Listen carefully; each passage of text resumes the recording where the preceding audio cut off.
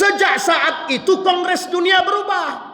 Yang tadinya bahasa Arab menjadi bahasa dunia, bahasa internasional, bahasa pemersatu diganti. Naiklah karena yang menang adalah Inggris, diangkatlah bahasa Inggris menjadi bahasa internasional. Daripada satu hadis baginda Nabi Muhammad sallallahu alaihi wasallam, kata Jabir, qalu ya Rasulullah, ala ma nubayi'uka. Kata Jabir, kami berbaiat kepadamu apa saja. Kemudian Nabi menjawab, tubayi'uni ala sam'i wa ta'ah. Kata Nabi, kalian membaiatku untuk dasar mendengar dan taat dalam keadaan bersemangat maupun malas. Fin nasyati wal kasal wa 'ala nafaqati fil usri wal yusri, berinfak dalam keadaan lapang maupun sempit, wa 'alal amri bil ma'ruf wan nahyu 'anil munkar, melakukan amal ma'ruf dan nahi munkar, wa an taqulu fillahi la takhafuna lumatal la'ib,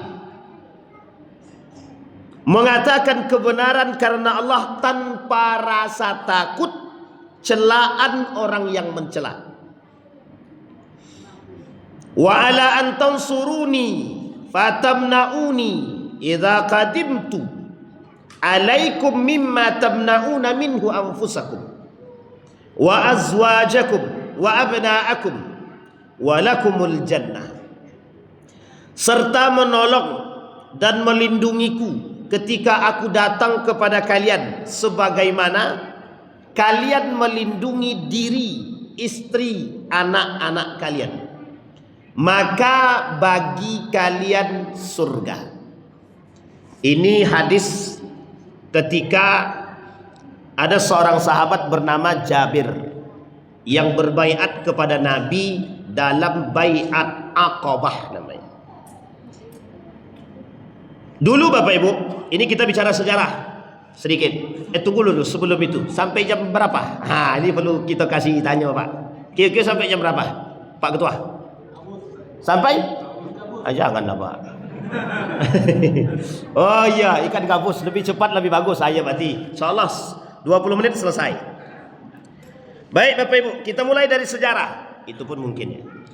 Jadi ketika dalam sejarah itu Bapak Ibu, ada 3 kota yang memang dalam kondisi yang sangat tidak baik-baik saja secara peradaban. Mekah, Madinah, Taif. Di antara 3 ini ada satu kota yang paling brutal, tidak beradab, suka berantem, tidak punya masa depan, tidak punya ekonomi. Di antara 3 kota ini ada satu kota namanya Madinah. Dulu tak Madinah namanya Yasrib. Pernah dengar Yasrib ya? Yasrib itu namanya Madinah. Madinah sekarang namanya Yasrib. Singkat cerita Bapak Ibu, dalam catatan sejarah, mengapa Nabi harus dipindahkan? Mengapa Nabi harus hijrahnya ke Madinah? Kenapa Nabi harus hijrahnya ke Madinah? Jawabannya yang tadi. Karena yang paling parah terkebelakangnya secara adab itu Madinah ketika itu. Dalam catatan sejarahnya begitu. Salah satu di antara sekian banyak alasan.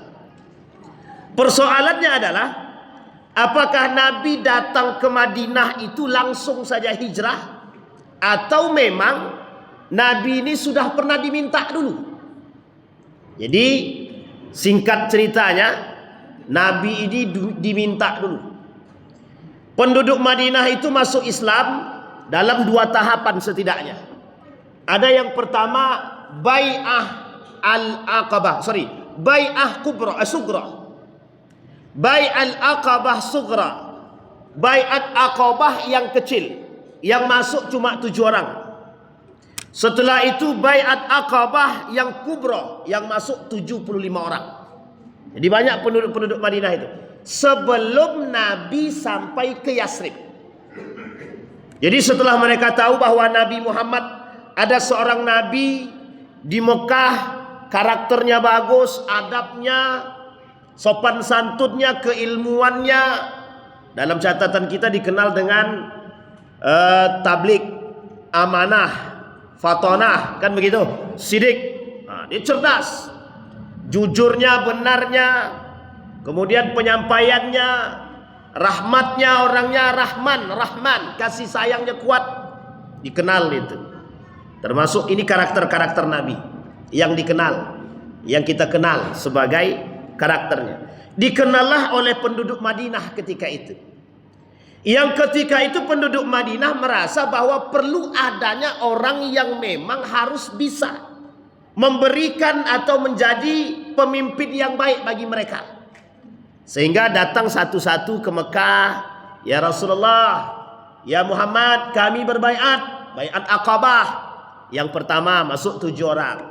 Kemudian baiat Aqabah yang kedua Kubrah, masuk itu sekitar 75 orang. Di baiat itu, yang pertama itu yang masuk tak banyak memang, sedikit saja. Bahkan dalam catatan sejarah yang mengatakan ada 12 orang saja yang masuk. Ada yang mengatakan 10 dan lain sebagainya. Terlepas daripada persoalan itu, yang penting yang masuk tak banyak.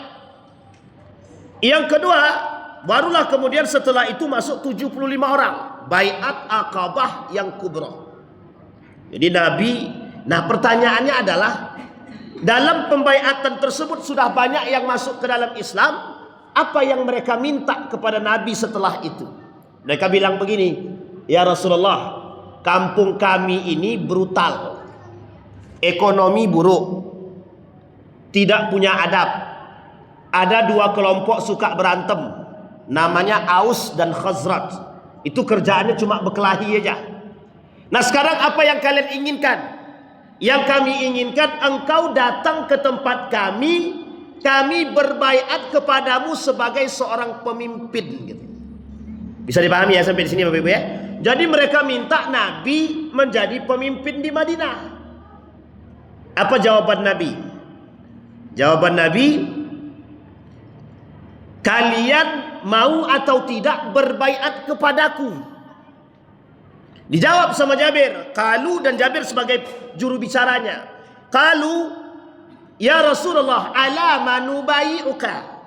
Baik, kalau gitu kami harus berbaiat apa saja kepadamu. Dijawab sama Nabi, kalian berbaiat kepadaku, tubai'uni ala sam'i wa ta'ah fin nasyati wal kasal. Aku mau jadi pemimpin kalian, dengan catatan kalian berbaiat. Baiatnya kalian harus mau mendengarkan perkataanku, baik dalam keadaan malas ataupun rajin. Artinya ketaatan. Sekarang kita cut dulu poin pertama nih. Siapa yang betul-betul yakin di antara kita taat sama Rasulullah hari ini? Ibu-ibu taat sama Rasulullah? Yakin? Apa-apa sudah menjalankan sunnah Nabi betul? Ini bukan sunnah Nabi yang poligami ya, karena masih banyak sunnah Nabi yang lain selain daripada poligami. Bapak-bapak sudah yakin sudah menjalankan sunnah Nabi seutuhnya dengan baik? Perintahnya Nabi? Oh belum, sama kita berarti. Iya Pak, karena sunnah Nabi ini banyak. Nabi katakan, tubayi'uni ala sam'i wa ta'a fin nasyat wal kasal. Bisa nak kita menjadi orang seperti penduduk Madinah ini, yang siap berbaiat kepada Nabi dalam keadaan baik itu malas maupun rajin. Satu. Kita cut sampai di sini. Sekarang kita lihat,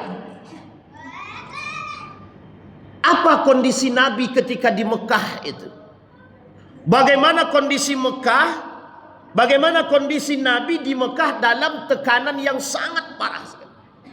Bapak Ibu, dalam catatan sejarah ada 3 kali hijrah di dalam Islam setidaknya.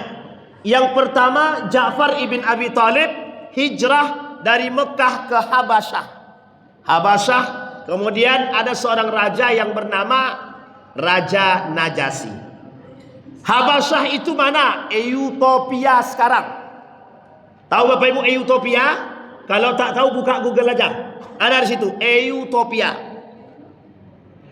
Yang kedua, Utsman ibn Affan yang diperintahkan untuk hijrah duluan. Yang ketiga baru hijrahnya baginda Nabi Muhammad sallallahu alaihi wasallam. Bapak Ibu, pertanyaan pertama buat kita semua. Mengapa Nabi berhijrah? Mengapa Nabi berhijrah? Dari Mekah ke Madinah. Ngapa? Karena Mekah sudah tidak aman. Berarti Nabi takut. Bukan terus. Kalau tidak takut berarti apa dia? Perintah Allah. Kalau perintah Allah di situ ada urusan apa di situ? Dalam persoalan perintah ini menjalankan perintah Allah ada urusan apa di situ? Antara Nabi dengan Allah ketika itu. Apa yang ditinggikan oleh Nabi ketika itu? Satu, menyebarkan agama. Yang kedua, ada urusan ketaatan kepada Allah yang tinggi, yang kuat. Urusan ketaatan yang tinggi dan kuat ini tergambar dalam urusan tauhid dan iman. Satu. Yang kedua, bukan hanya persoalan itu saja Nabi berhijrah. Nabi harus membangun strategi yang bagus untuk, mohon maaf, bisa menaklukkan kembali Mekah. Kita lihat, ada 4 strategi yang dilakukan oleh Nabi ketika Nabi sampai di Madinah, dan ini menjadi aturan yang harus dijalankan. Yang pertama, pembangunan masjid. Apa alasan Nabi membangun masjid? Poin yang kedua alasannya, ukhuwah Islamiyah. Kemudian ada yang ketiga, ada bagaimana cara memperkuat ukhuwah Islamiyah ini. Diikat dengan satu undang-undang terikat pertama di dunia, Piagam Madinah. Pertanyaannya adalah, apa dampak daripada persatuan yang terbangun? Dari masjid, membangun persatuan ukhuwah, diikat dengan Piagam Madinah. Apa dampaknya? Kekuatan militer. Sampai di sini bisa dipahami? Kita kembalikan dulu poin yang tadi. Ini poin-poin ini kita jelasin nanti. Ketika Nabi ingin berhijrah dari Mekah ke Yasrib itu, tujuan lain daripada perintah Allah adalah ingin membangun satu peradaban yang hari ini kita kenal dengan negeri Madinah. Namanya apa? Madinatul Munawwarah, yang hari ini kita kenal baldatun thayyibatun wa rabbun ghafur. Pernah dengar doa? Rabbi ja'al hadza baladan amina warzuq ahlahu minas samarati man amana minhum billahi wal yaumil akhir. 2 kota suci, Mekah, Madinah, yang didoakan Nabi. Sekarang saya tanya Bapak Ibu, sering kita mendoakan negeri kita nih? Allahumma ja'al hadza baladan amina warzuq ahlahu minas samarati man amana minhum billahi wal yaumil akhir. Itu tertulis dalam Al-Quran. Itu yang pertama. Yang kedua, apa pernah kita sering mendoakan pemimpin kita? Dalam doa kita pribadi masing-masing ataupun bersama. Allahumma rzuqna imaman adilah. Ada pernah Pak kita doakan? Jadi kadang-kadang kita perlu juga introspeksi diri, bahwa selama ini kerusakan itu belum tentu juga seutuhnya di tangan pemimpin. Bisa jadi kerusakan itu juga dilahirkan daripada pemilih pemimpin tersebut. Makanya ada bahasa yang paling sederhana Bapak Ibu. Pemimpin itu adalah corak daripada pemimpin itu adalah gambaran daripada rakyatnya. Pemimpin yang zalim bisa naik gara-gara rakyat yang zalim. Sekarang saya tanya, ada pemimpin karakternya baik, ada rakyatnya baik, akhlaknya mulia, agamanya bagus. Ada calon pemimpin 3. Ada yang satu fasik, yang satunya agak soleh, yang satunya zolim banget. Kira-kira yang orang-orang baik tadi milihnya yang 1, 2, 3. 1, 2, 3. 2 mesti. Itu logika sehat itu. Tapi kalau pemimpinnya koruptor semua di atas, si calon pemimpin 3-3-nya koruptor gitu. Ini orang-orang baik nih, kira-kira di antara 3 ini mana yang dia pilih? Harus dia cari tahu dulu, mana di antara 3 ini yang paling sedikit kesalahannya, atau yang paling banyak kebaikannya. Ini yang disebut dengan cerdas itu tadi. Sehingga kecerdasan itu penting.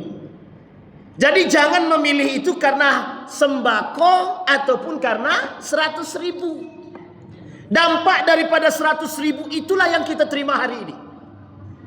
Dari sesuatu yang dilarang sampai sesuatu yang mohon maaf dihalalkan. Ingat kalimatnya, dihalalkan. Berarti ada unsur penghalalan terhadap sesuatu yang diharamkan. Kembali kepada poin tadi. Ini kita kesampingkan. Nah, ini poinnya. Maka kita perlu lahirkan generasi. Bapak Ibu, apa esensi hijrahnya Nabi dari Mekah ke Yasrib? Di Mekah itu pemimpinnya siapa? Quraisy. Bagaimana kondisi Quraisy ketika itu? Brutal, jahiliyah, tidak mengakui Nabi Muhammad, tidak percaya Tuhan, suka minum khamar, judi, biduan. Ini kondisi Mekah ketika itu. Ribawinya drastis, perbudakan. Sekarang saya tanya, kita kembalikan kondisi jahiliyah itu sekarang. Kita kondisikan masa kafir Quraisy di Mekah itu ke sekarang. Biduannya banyak anak sekarang. Sekarang hampir setiap acara harus ada biduan. Bahkan di televisi itu biduannya begitu semua. Kadang entah ada yang pakai baju, entah tidak pakai baju. Yang kedua, minum khamar.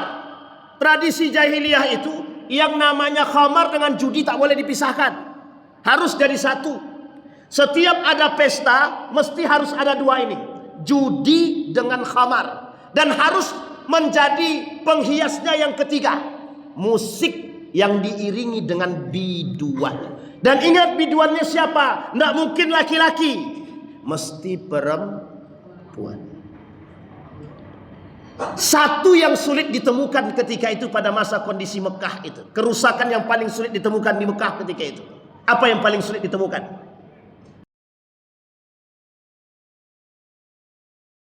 Pada posisi Mekah itu paling susah ditemukan.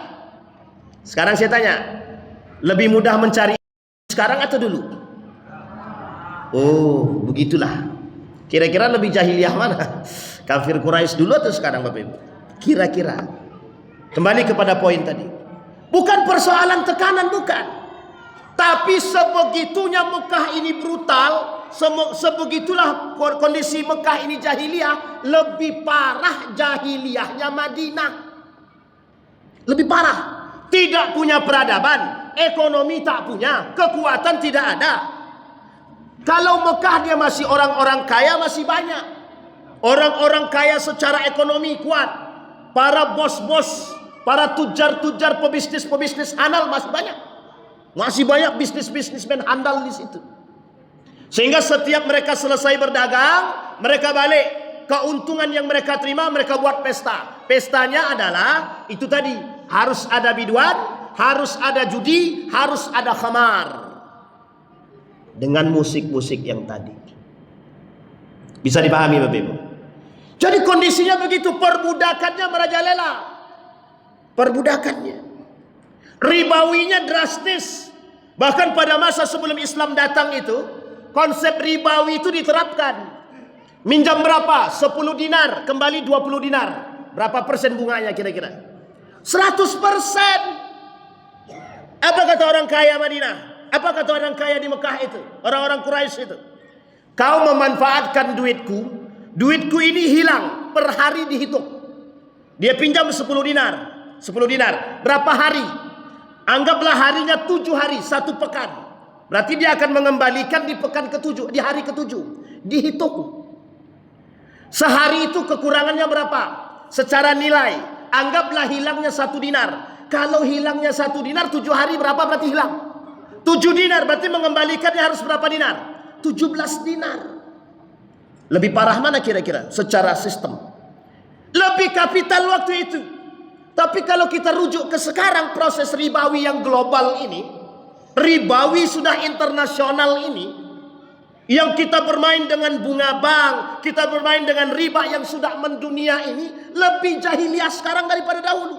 Kalau dulu cuma 100%, sekarang 3 kali lipat. Bisa dipahami Bapak Ibu? Ini kondisi jahiliyahnya begitu. Ini kita gambarkan dulu. Maka Nabi perlu sesuatu.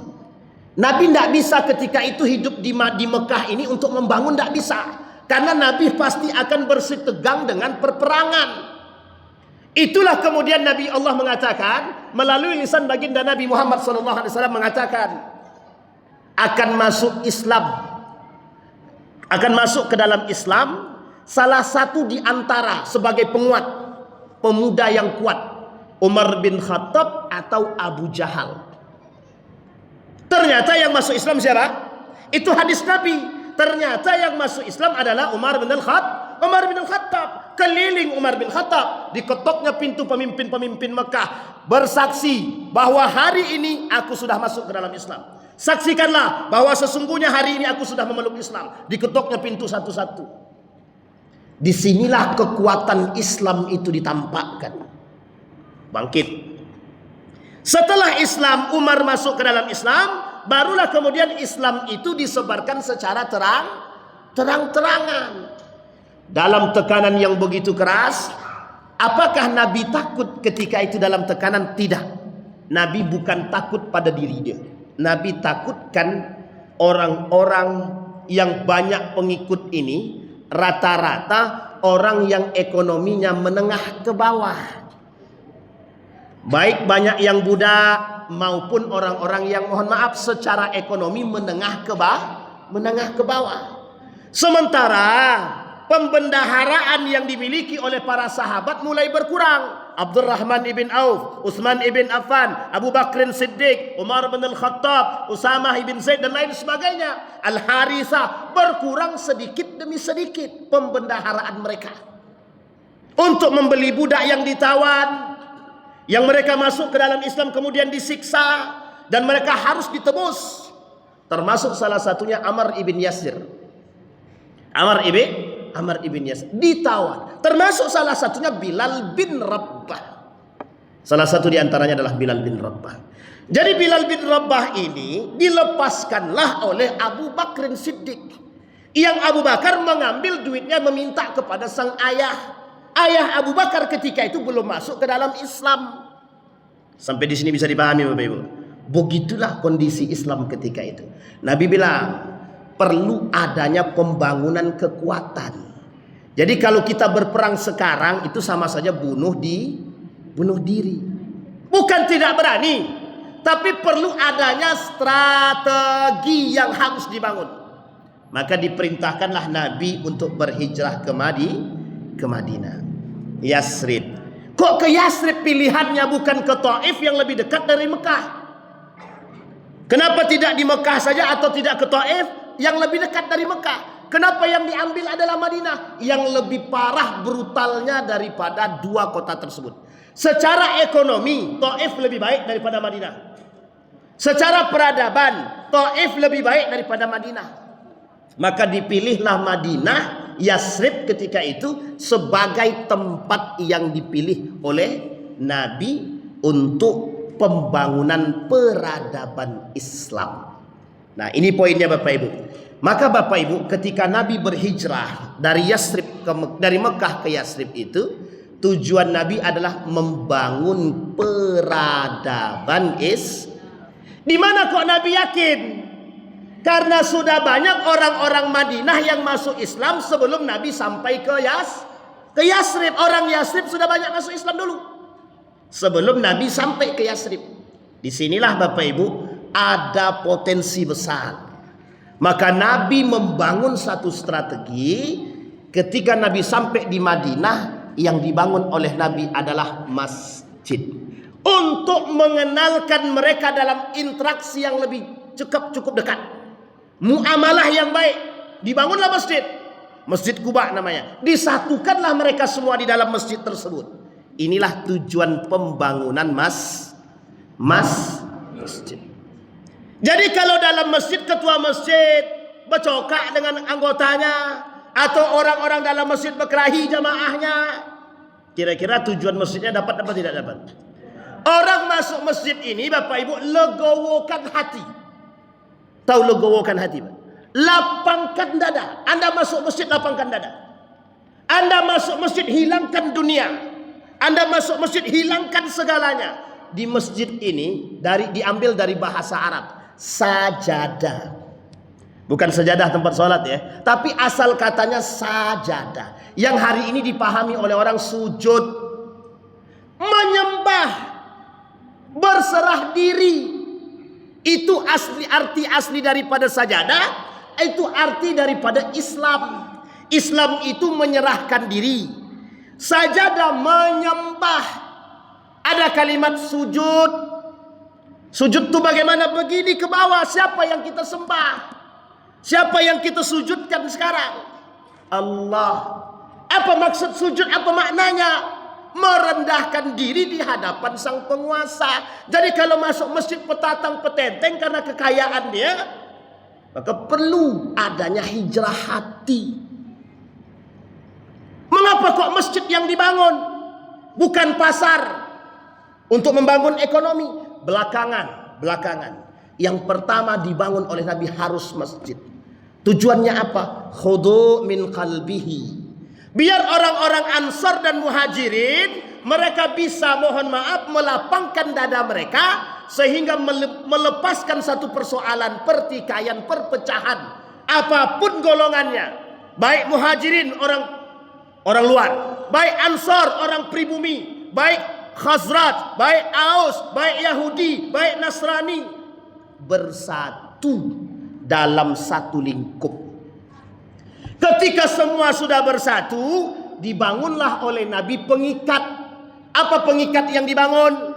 Namanya Piagam Madinah. Apa itu Piagam Madinah, Ustaz? Undang-undang persaudaraan pertama di dunia yang dibangun oleh Nabi Muhammad sallallahu alaihi wasallam. Maka Nabi dapat julukan oleh seorang profesor bernama Michael Hart. 1001 manusia yang paling berpengaruh di dunia. Nomor satunya baginda Nabi Muhammad sallallahu alaihi wasallam. Satu sisi Nabi hebat. Satu sisi Nabi disetarakan dengan orang-orang kafir yang rusak. Satu sisi. Tapi terlepas dari persoalan itu, mereka mengakui kehebatan baginda Nabi Muhammad sallallahu alaihi wasallam. Itu undang-undang persatuan pertama yang kelak menjadi referensi daripada Piagam Jakarta. Pernah dengar Piagam Jakarta? Diambil referensinya daripada Piagam Madinah. Sampai di sini bisa dipahami Bapak Ibu? Ini kita belum masuk intinya. Kita kembalikan kepada poin. Sehingga Bapak Ibu, di dalam persoalan hijrah ini dijadikan oleh para ulama satu momen terpenting di dunia. Momen terpenting di dunia inilah kemudian dianggap sebagai awal mula perubahan peradaban. Dari peradaban kafir menjadi peradaban dari peradaban Quraisy, jahiliyah, perbudakan menuju peradaban yang Islami. Oleh Umar bin Khattab dipanggil para sahabat. Yuk kita diskusi. Akankah ada pentingnya memahami hijrah ini? Ada. Bagaimana caranya biar kita bisa selalu mengenang hijrahnya Nabi ini? Dibuatlah yang disebut dengan penanggalan Hijriyah. Ini sejarahnya Pak. Jadi penanggalan Hijriyah itu dimulai begitu. Sahabat yang pertama mengatakan dalam diskusi tersebut, bagaimana ketika pertama kali Nabi dibaiat jadi Nabi. Untuk penanggalannya dimulai dari awal Nabi diangkat jadi Nabi. Sahabat yang lain mengatakan kita pakai saja kalendernya Alexandria, Raja Iskandar. Yang ketiga Ali bin Abi Thalib mengusung. Kata Ali bin Abi Thalib, jangan begitu. Kalau bisa penanggalan ini kita ambil dimulai awal mula Nabi hijrah. Inilah asal katanya dari hijriyah tadi. Diambil dari kalimat hijratun. Ditambah dengan ya belakangnya sebagai tambahan pengikut. Maka disebutlah dengan hijriyah. Bisa dipahami Bapak Ibu? Maka hijriyah itu baru ditetapkan pada masa Umar bin sebagai bentuk penanggalan. Dikumpulkanlah oleh Umar bin Khattab sahabat-sahabat tadi, diambillah mana di antara usulan-usulan para sahabat yang bisa dipakai. Maka ketika itu usulan Ali bin Abi Thalib yang diambil, dimulailah. Maka Bapak Ibu, persoalan hijrah dan persoalan penanggalan hijriyah dalam tubuh Islam adalah sesuatu yang sangat penting untuk diterapkan. Yang pertama yang harus kita sampaikan, ada namanya spirit hijrah. Setiap tahun kita peringati ini Pak, tahun baru Islam. Artinya setiap tahun kita harus menghijrahkan hijrahkan hati, hijrahkan mata, hijrahkan mulut, hijrahkan tangan, hijrahkan kaki. Yang paling penting hijrahkan Waktu 1447 masih suka mencaci maki orang, sehari 3 kali sehari. Setelah masuk 1448 setiap hari mencaci maki orang. Kira-kira lebih baik apa lebih buruk tuh? Apa yang dihijrahkan kalau begitu? Tapi poin pentingnya ada. Apa poin pentingnya? Mengapa hijriah ini, mohon maaf, mengapa tahun baru Islam ini, mengapa semangat hijrah ini seolah-olah hilang dalam tubuh umat muslim hari ini? Ada asal muasalnya? Ada. Di mana asal muasalnya Bapak Ibu? Ketika Turki Utsmani runtuh. Ketika Turki Utsmani habis, dihabiskan oleh orang-orang Eropa, kalah dalam Perang Dunia Pertama yang dikepalai oleh Inggris, yang kemudian Turki Utsmani bekerja sama dengan Jerman. Kalah Turki Utsmani, dibuanglah semua label-label agama Islam itu. Tidak ada istilah peringatan tahun baru Islam. Naik Kemal Atatürk, tidak ada yang berbau agama, dihilangkan. Satu kerajaan yang fokus pada nilai agama ketika itu Turki Utsmani, naik Kemal Atatürk, dihilangkan semua. Tidak boleh pakai belajar bahasa Arab. Kalau mau baca Quran di dalam rumah sembunyi-sembunyi. Salat harus sendiri-sendiri. Masjid tidak boleh pakai toa. Azan pakai bahasa Turki. Nilai agama dihilangkan. Perempuan tidak boleh pakai kerudung. Tidak boleh. Kira-kira kembali kepada jahiliyah atau tidak kira-kira? Kembali. Sejak saat itu Kongres Dunia berubah. Yang tadinya bahasa Arab menjadi bahasa dunia, bahasa internasional, bahasa pemersatu diganti. Naiklah karena yang menang adalah Inggris, diangkatlah bahasa Inggris menjadi bahasa internasional. Makanya Bapak Ibu, anak-anak hari ini lebih bangga belajar bahasa Inggris daripada bahasa Arab. Belajar bahasa Arab biayanya 3 juta. Wah, mahal men. Kata orang Jawa, mahal men. Tapi belajar bahasa Inggris 8 juta, 8 kali pertemuan. Wow, ini murah betul. Perbandingannya begitu. Ngaji di masjid, bayar guru ngaji 20.000 per bulan. Orang tua protes. Bahasa Inggris yang 10 juta per 1 kali pertemuan. 10 juta per 8 kali pertemuan, gak ada yang protes. Mau protes tak bisa. Kata mereka, you mau ikut silahkan, enggak ya udah. Tapi bayangkan. Ada beberapa lembaga kursus bahasa Inggris itu yang daftar antri Pak. Ada yang pakai mobil mewah. Ya, pakai mobil mewah, datang ngantri. Apa pernah mereka berpikir ada yang ngantri ngantar anak yang pakai mobil baca Quran sini? Sekali saja. Ada enggak kita pernah lihat orang tua datang pakai mobil ngantar anak berbondong-bondong semuanya baca Quran. Ngantri orang tuanya pakai mobil jemput anaknya selepas belajar membaca Al-Quran. Tradisi digeser. Maka tradisi tahun baru Islam ini pada saat itu digeser. Karena yang naik ini sekuler dan agama yang ketika itu peteteng adalah Nasrani, maka dibuatlah satu sumber ketika itu. Bekerja sama dengan kekuatan-kekuatan negara Eropa ketika itu, dijadikanlah satu hal yang paling penting ketika itu. Apa namanya? Tahun Baru Masehi. Salah satu cara untuk meredupkan spirit Islam dalam tubuh umat muslim. Maka dari dulu sampai hari ini, semenjak saat itu dipopulerkanlah oleh orang-orang terkenal dengan mempopulerkan semangat-semangat spirit Masehi. Jangan tersinggung, memang begitu keadaannya. Sekarang saya kasih tahu Bapak Ibu, biar kita tahu semua.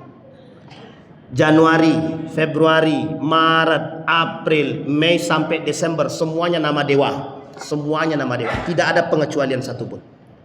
Semuanya nama. Sekarang saya tanya, siapa yang hafal kalender Islami? Kalender Islam yang hafal siapa? Ibu-ibu, kalau hafal kita kasih hadiah. Safar. Disiapkan di hadiah ini. Muharram. Oh ibu-ibu silakan. Hitung ya.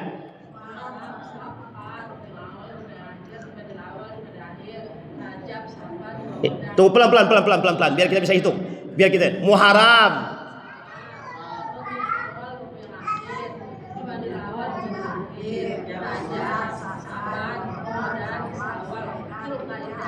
Mantap, alhamdulillah. 100 untuk ibu. Nah, catat di nama ibu. Tengok baik-baik wajah ibu. Di akhir kita kasih hadiah.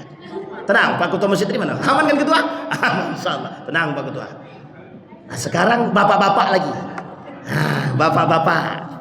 Ustaz yang lain. Yang lain, bapak-bapak. Kenapa penting? Rata-rata kita lebih hafal Masehi daripada apalagi orang Jawa. Mana orang Jawa? Legi. Apa meneh Pak? Wahing. Wong Jawa Tengah nih Pak. Jawa nih Pak. Jawa Tengah. Hafal Jawa yang Jawa Pahing, Legi. Oh ini itu Jawa ya. Sekarang kita ke Islami Pak. Sekarang yang Islamnya Pak. Kalender Islam. Muharram. Hitung nih. Muharram. Itu kita buktikan. Pak D enggak usah khawatir. Kawan Pak D banyak yang tidak mengerti. Mengapa kita tak mengerti? Mengapa seolah-olah ketika ini sekarang alhamdulillah Pak, beberapa tahun belakangan ini pada abad ke-20 ini alhamdulillah, semenjak ada ilmuwan barat mulai berani mengatakan bahwa peradaban Islam itu berjaya pada masanya, itu mulai terbongkar ilmuwan muslim itu. Abad ke-19, abad ke-20 mulai naik Islam itu. Sebelum pada abad itu tidak ada. Takutan semua. Eropa ketakutan Islam bangkit. Apa kata Ratu Isabella? Setiap ada yang melihat wanita ataupun laki-laki, lihat telinganya. Kalau bersih muslim, bunuh. Begitu dia Pak. Mereka bunuh Pak. Setiap nampak Ratu Isabella dan Raja Ferdinand ketika itu, bahkan orang muslim itu tidak boleh sholat, tidak boleh ibadah. Masjid-masjid mereka jadikan apa? Mereka jadikan museum ataupun gereja. Ini poin penting dalam sejarah yang perlu Bapak Ibu pahami.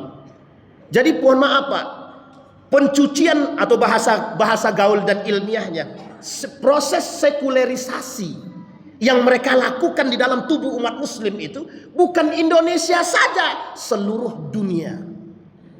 Cuma yang lambat sadar mungkin kita nampaknya. Yang lain sudah mulai sadar sedikit demi sedikit.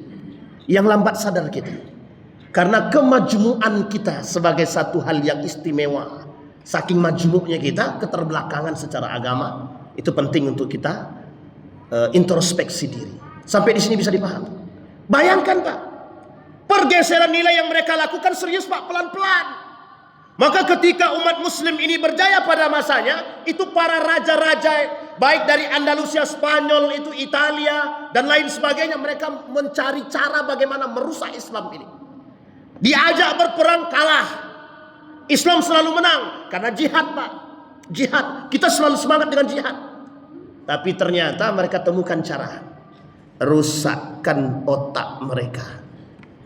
Maka dibuatlah secara perlahan. Dimulai dari 1924 atau sebelumnya sudah dimulai. Maka naik 1925 Turki Utsmani runtuh. Saatnya mereka menguasai dunia. Inggris pemegangnya Pak. Dibuatlah oleh Inggris adu domba di setiap tempat dalam tubuh umat muslim sedikit demi sedikit. Terkebelakanglah Islam ketika itu. Lahir ilmuwan-ilmuwan muslim yang bangga dengan orang-orang munafik. Lahir ilmuwan-ilmuwan muslim yang bangga belajar di barat. Yang mereka pelajari apa? Studi Islam. Balik-balik ke negara mereka, mereka cuci otak kita. Nggak apa-apa, nggak pakai kerudung, yang penting hatinya bersih. Penting mana sekarang? Tidak pakai kerudung, akhlaknya baik. Pakai kerudung, akhlaknya hancur. Penting mana, ibu-ibu? Penting mana? Pakai kerudung, lisannya mohon maaf mencaci maki, atau tidak pakai kerudung tapi hatinya baik? Pilih mana? Oh iya, itu pilihan ketiga, itu memang bisa dipahami Bapak Ibu. Sampai sebegitunya mereka menggeser. Mereka buat pola pikir seolah-olah yang mereka lakukan itu bagus. Jangan menjustifikasi orang. Jangan mencela orang yang mohon maaf tidak sholat. Ya kita tidak mencela. Sampai mereka berani mengatakan ibadah itu urusan masing-masing. Sekarang saya luruskan yang bengkok begini, saya luruskan. Bapak Ibu, urusan ibadah tidak ada urusan masing-masing. Ibadah ini urusan berjamaah. Apapun ibadahnya urusannya berjamaah. Bapak Ibu sedekah, boleh tidak kami mohon maaf menasehati? Pak, kalau Bapak mau sedekah, sedekahlah yang baik. Jangan kau urus sedekah aku. Mau aku sedekahnya nampak apa tidak? Salah apa tak salah kira-kira? Jadi mohon maaf, tidak ada di dalam Islam itu sifat ibadah kita ini mohon maaf yang tidak boleh bercampur dengan orang lain sebagai sesama inilah yang disebut dengan innamal mu'minuna ikhwah. Kita ini bersaudara. Islam ini agama nasihat. Untuk siapa? Bagi Allah, bagi Rasulnya, bagi kitab-kitabnya, bagi para pemimpin, bagi para ulama, bagi para imam, dan bagi semua orang. Islam ini nasihat. Jadi mohon maaf kalau kita berislam jangan anti nasihat. Jangan anti. Orang yang anti nasihat mesti rusak. Orang yang anti kritik mesti rusak. Dia bukan Tuhan, bukan manusia yang lengkap seutuhnya. Anti kritik dia rusak. Dan yang lebih berbahaya apa? Merusak orang lain. Itu yang lebih berbahaya. Ada imam, salah bacaannya. Kau siapa? Belajar dari mana? Siapa imammu? Siapa ulamamu? Begitu dia. Itu namanya ulama imam sombong. Kalau dipakai di masjid ini, buang. Kalau salah. Jangan anti kritik. Ustadz salah. Harus bisa menerima, harus. Kalau tak mau terima, jangan jadi ustadz. Harus begitu Pak. Pemimpin juga sama. Jangan anti kritik. Agama itu nasihat. Setiap orang di antara kita wajib menerima nasihat. Dan setiap orang di antara kita wajib memberikan nasihat. Wajib menerima nasihat dan memberi nasihat. Sampai di sini bisa dipahami Pak. Jadi kalau saya salah, jangan takut Bapak Ibu menasehatkan. Ustadz itu pakai celana pendek keluar. Ustadz itu sudah diustadkan orang. Salah tuh Pak. Kalau ngotot saya jangan pakai lagi. Harus begitu, harus. Kita harus punya adab. Kepada Allah kita tidak punya adab, bisa dipastikan kepada manusia mereka tidak punya adab. Bisa dipahami sampai di sini? Itulah yang digeser oleh mereka hari ini. Dari dulu 1925 sampai hari ini. Disinilah pentingnya hijrah.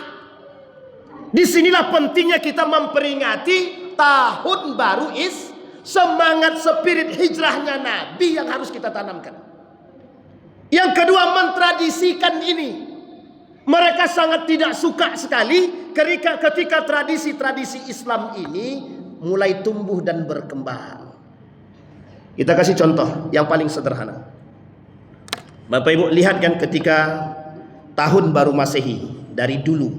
Mungkin baru belakangan inilah tidak terlalu euforianya berlebihan. Tapi dari dulu sampai mohon maaf 2 tahun belakangan, apa yang terjadi? Mengundang artis, tidak pakai baju, artinya terbuka maksudnya. Ada joget-jogetan. Tak bisa kita identifikasi siapa yang mabuk dan siapa yang bukan mabuk. Hotel-hotel penuh, entah nikah entah belum, kita nggak tahu. Kita nggak tahu. Kita cuma memberikan ladang maksiat. Woi, yang mau maksiat silakan. Nanti malam keluar. Satu Pak, ladang maksiat dibuka. Datang mereka. Ada yang datang dengan boncengan pacarnya. Ada yang datang dengan istri orang. Ada yang datang dengan suami orang. Na'udzubillah. Sampai ke tempat tersebut, berkumpul ramai-ramai menunggu jam 12. Menengok ke atas semua. Bom meletus 10 menit. Ada yang setengah jam, ada yang 1 jam. Menunggu bom meletus. Bam, kata bom tadi. Mercun tadi. Setelah bom meletus, balik rumah masing-masing. Yang bodoh siapa sekarang itu? Yang bodoh siapa kira-kira? Setelah meletus bom tadi, meletus bom tu, tundukkan kepala ke bawah, ambil motor, balik ke rumah masing-masing. 1 jam kita duduk di situ tanpa ada faedah sama sekali.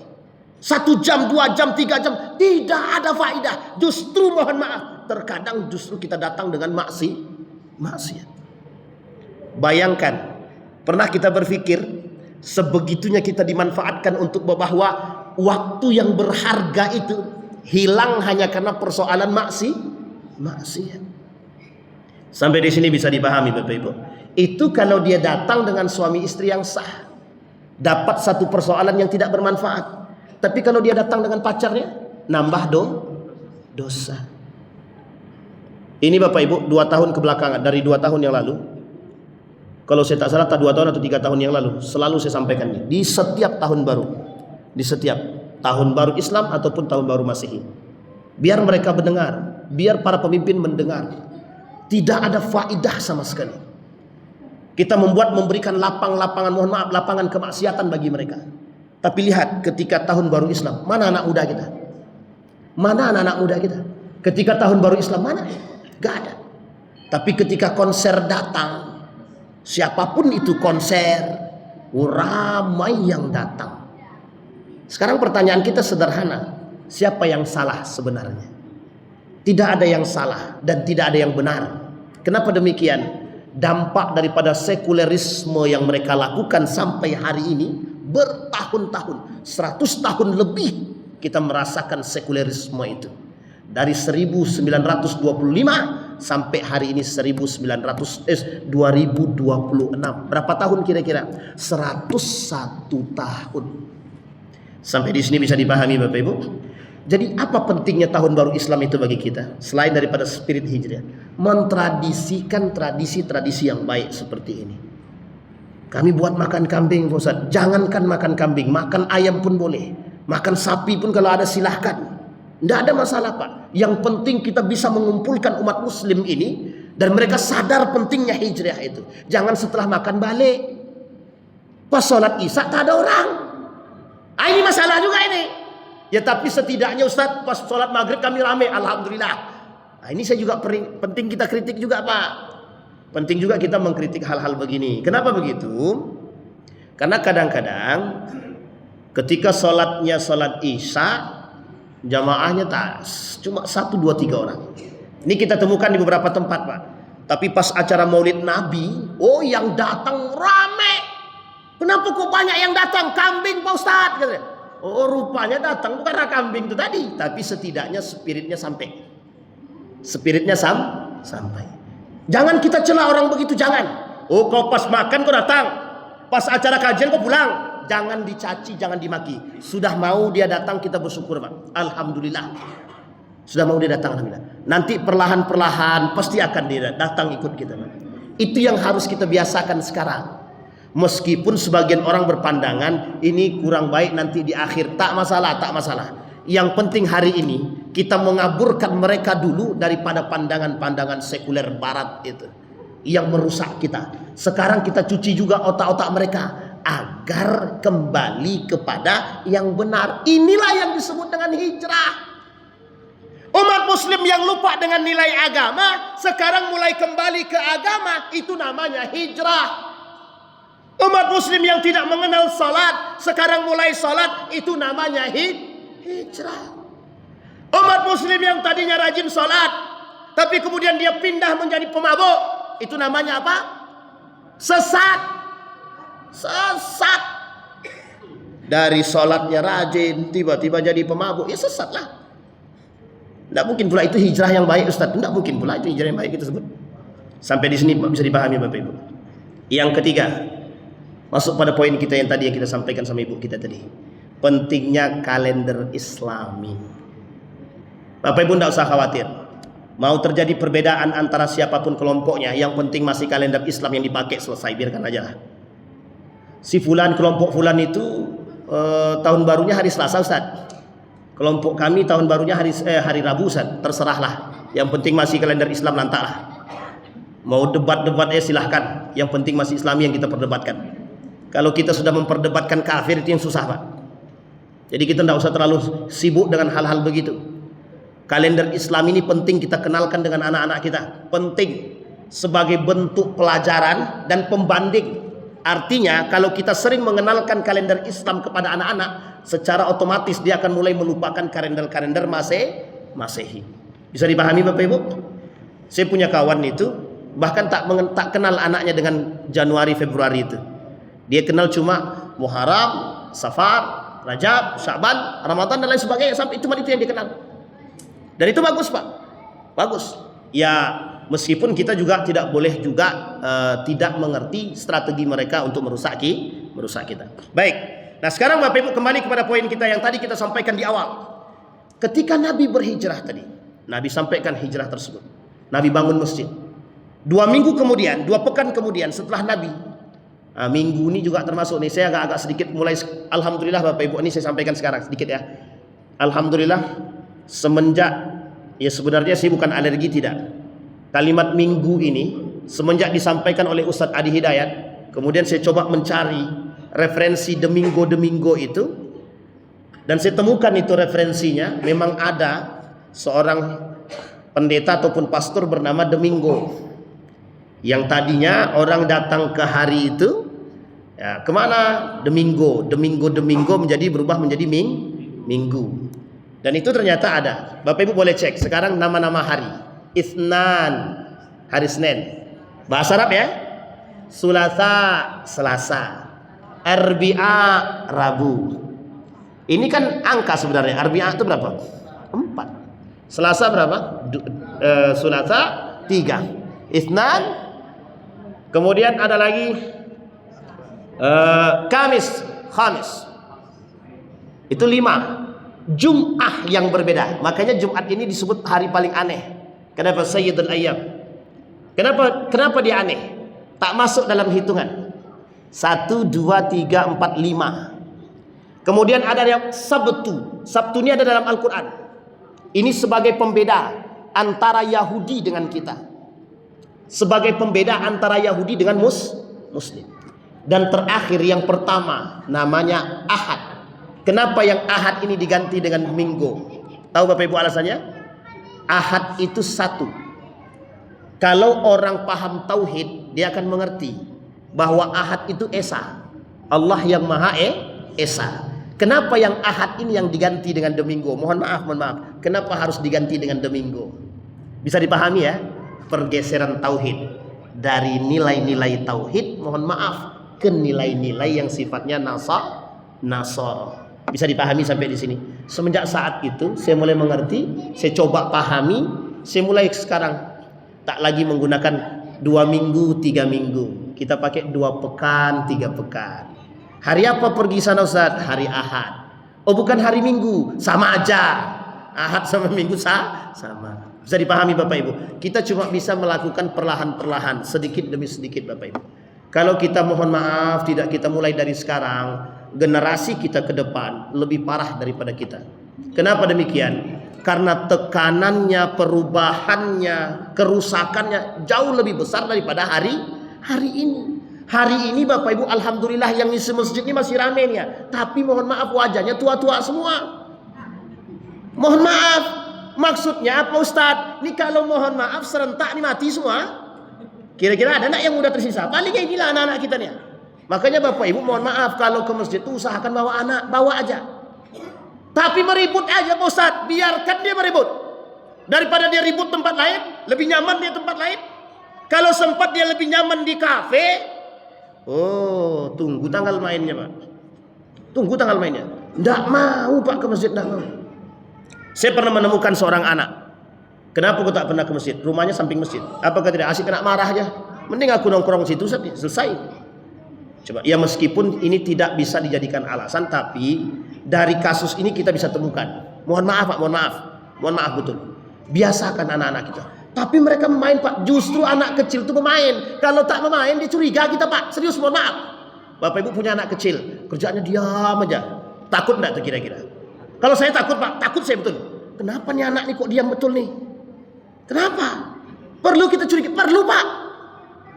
Tapi kalau anak itu ekstrim betul, perlu juga kita waspada Pak. Kacau juga tuh. Nah, tapi disitulah pentingnya kenapa perlu kalau ada anak-anak, tidak ada masalah. Gharibnya jaga, tidak apa-apa. Sholat terlambat tak masalah. Di Makkah juga begitu kok, di Madinah juga begitu. Bapak Ibu lihat, pernah tidak Bapak Ibu berpikir kapan sholatnya para tentara-tentara itu? Percaya tidak percaya Bapak Ibu? Itu lihat tentara itu kadang sholat tidak tuh dia. Sholat Pak, tapi terlambat dia sadar sholat. Pas orang sudah rakaat terakhir baru dia sholat Pak. Dia ikut gabung bisa. Bahkan setelah selesai orang sholat baru dia sholat kemudian. Apa tujuannya? Yang tua Pak dirapikannya. Itu yang tua. Lah ini yang muda Pak. Dah alhamdulillah. Kalau tidak kita tak punya generasi Pak. Tak punya generasi. Saya kasih tahu Bapak Ibu. Dari generasi Nabi ini, mohon maaf, dari generasi Nabi ini, saya tanya, rata-rata umur berapa sahabat Nabi ini yang masuk ke dalam Islam ini? Rata-rata 40 tahun ke bawah. 40 tahun ke bawah, bukan 40 tahun ke atas. Tahu alasannya apa? 40 tahun ke atas bisa apa? Bisa berperang kah? Bisa angkat senjata? Mungkin waktu itu masih bisa Pak. Kalau sekarang, mohon maaf ya Bapak Ibu, jangan tersinggung kakek-kakek. Tapi memang begitu.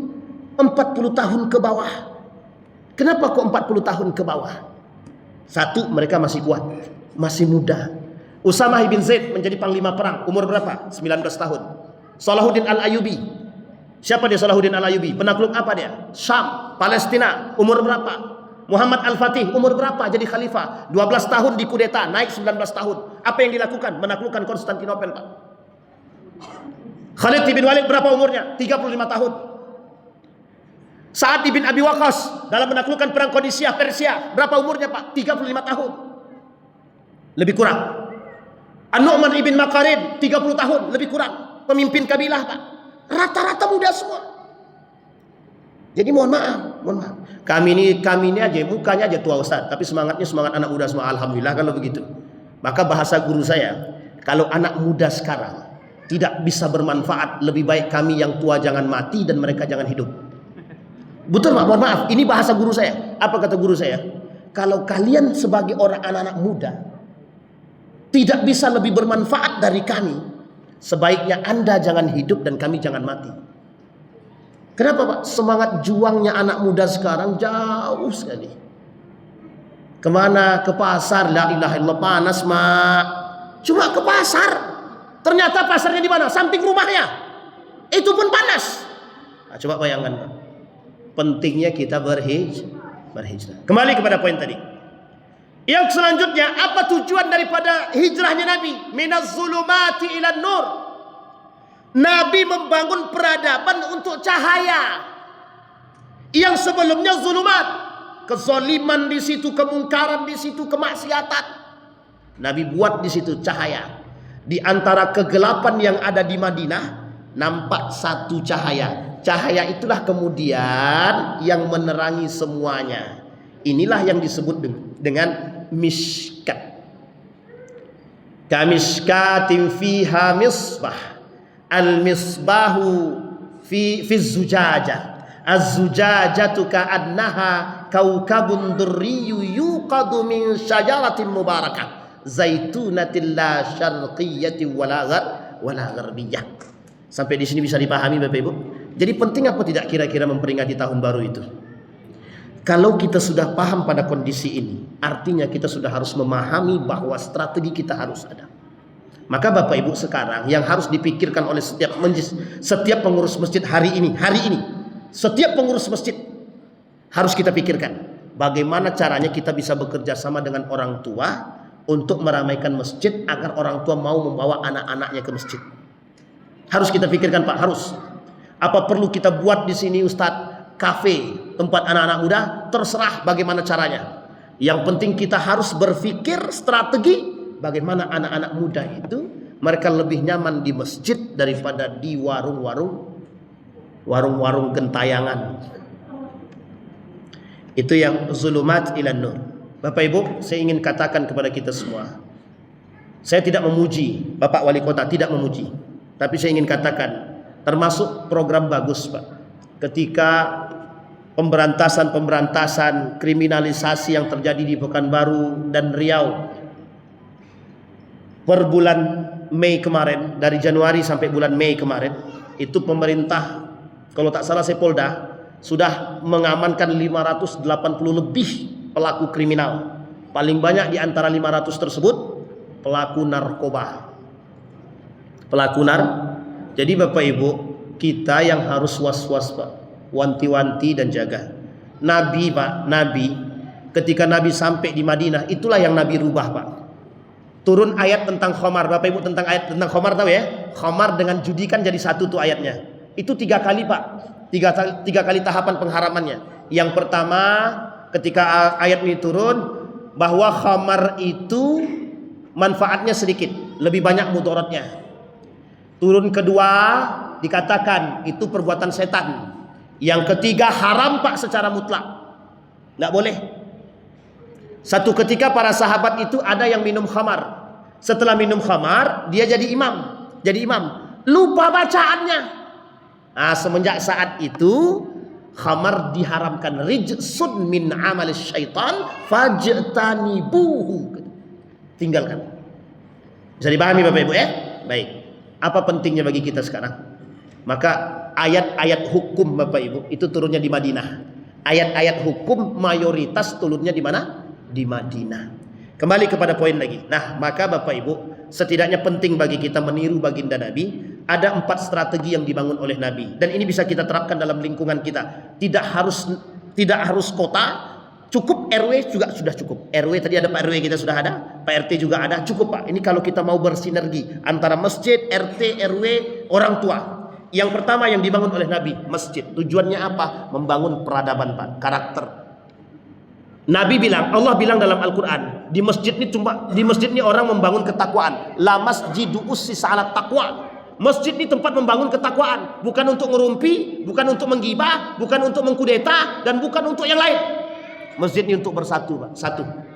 Setelah masjid dibangun, apa tujuannya? Ukhuwah Islamiyah. Innamal mu'minuna ikhwah fa aslihu baina akhawaikum. Saling bersatu di mana? Di masjid. Kalau Bapak keluar daripada masjid, tidak akan lagi Bapak Ibu temukan persatuan. Setiap orang akan memegang prinsip masing-masing. Tapi kalau masjid, ada enggak yang masuk dalam masjid Bapak Ibu nih bermazhabkan Hambali? Ada enggak yang Hanafi? Ada enggak yang lain? Ada orang Jawa, ada orang Minang, ada. Semua jadi satu Pak. Makanya di masjid tak boleh pakai label. Di depan itu RT 1, sebelah kanan RT 2. Ini tak boleh Pak, tak boleh. Pokoknya di sop di depan ini, yang paling depan di belakang imam itu gubernur. Itu kalau ada begitu, itu masjid itu perlu kita curigai itu. Perlu kita kasih penjelasan dan pengertian yang sedalam-dalamnya. Kenapa harus begitu? Berarti dia sedang membangun diskriminasi. Masjid. Yang kedua, dari masjid kita bangun ukhuwah persaudaraan. Tadi sudah kita sebutkan. Sawwu sufufakum fa inna taswiyatas sufuf min iqamatis shalah. Bapak Ibu, saf ini Bapak Ibu, mohon maaf, saf ini yang kita bangun ini itu untuk menyatukan kita. Saf. Bayangkan dalam hadis Nabi, setiap saf yang kosong, yang bolong sedikit, yang isi siapa? Syaitan. Wa baina khilali sufufis syayatin. Di antara celah-celah saf yang kosong ada yang ngisi. Siapa yang ngisi? Setan. Tak perlu ditekankan betul setannya Ustaz. Oke lah, syaitan. Yang ketiga, setelah bangun kesepahaman bersama. RT, RW, Pak RT, Pak RW, ketua masjid. Bagaimana caranya? Kita bangun apa? Siap. Kayak tadi. Terjadilah acara peringatan satu. Coba kalau RW-nya ngotot, enggak usah. Kata ketua masjid, harus. Akhirnya apa yang terjadi? Masjid mengadakan, Pak RW-nya bilang, buat pengumuman. Tidak ada yang datang ke Masjid Al-Ikhlas misalkan, ini contoh aja. Kan kacau namanya kayak gitu. Akhirnya tidak ada kesepahaman. Nah, alhamdulillah kolaborasinya bagus, penting Pak. Apa masalahnya kita di sini? Komunikasi. Satu. Yang kedua, turunkan ego. Yang ketiga, jadikan agama landasan. Sesuatu yang kita buat untuk agama di luar kepentingan siapapun, jalankan. Tapi kalau sudah ditunggangi kepentingan, tolong perhatikan baik-baik. Terakhir,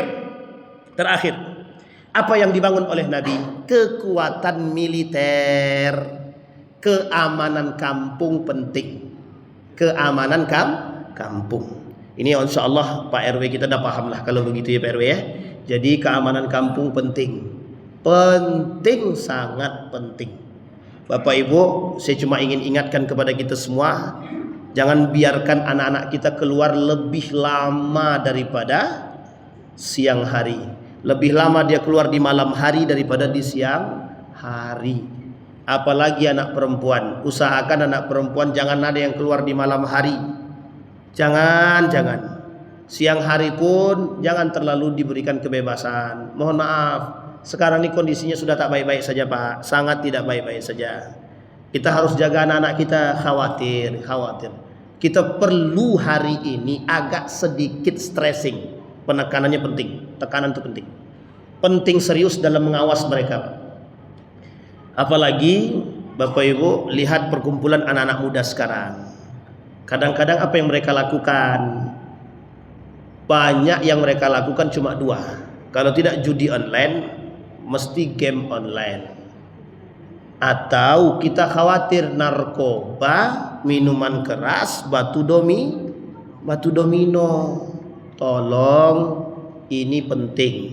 Ustadz, yang main domino ternyata bukan anak-anak Ustadz, bapak-bapaknya Ustadz. Itu juga tugasnya kepala kampung, Pak Imam setempat, tokoh agama, tokoh masyarakat. Tapi kami main batu domino tidak pakai judi Pak Ustadz, cuma pakai jongkok dan duit 1000, beda tipis. Sama. Jadi penting keamanan kampung kita penting. Nabi bangun militer. Tujuannya apa?